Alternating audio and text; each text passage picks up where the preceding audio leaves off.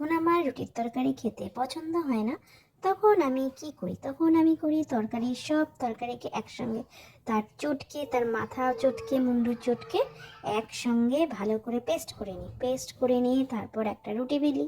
তারপরে ভালো করে ওই চটকানো পেস্ট করা তরকারিটা বিছিয়ে দিই। বিছিয়ে দেওয়ার পর আর একটা রুটি তার উপরে দিয়ে দিই।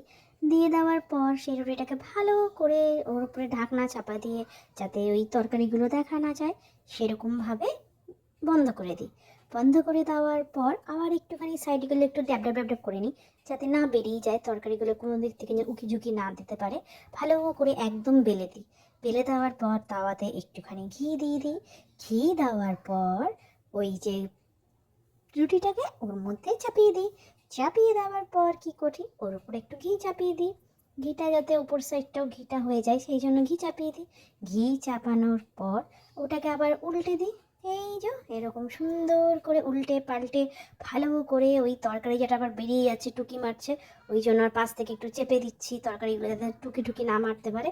এবার ভালো করে চেপে চুপে ভালো করে একটুখানি ডিপ ফ্রাই করে, একটুখানি ভালো করে ঘিম চপচপ করে দিয়ে ইয়ামি করে ভালো করে সুন্দর করে আবার একটু পাল্টে নিয়ে একদম কড়া কড়া ভেজে, তারপর ওটাকে একটু মাঝখান থেকে কেটে নিই। কেটে নিয়ে তারপর ওপর টমেটো সস দিয়ে একদম ইয়ামি ইয়ামি করে কাটাক কাট খাটাক ঘাট খেয়ে নিতে হবে। এই যে কেমন লাগলো বলো তোমাদের।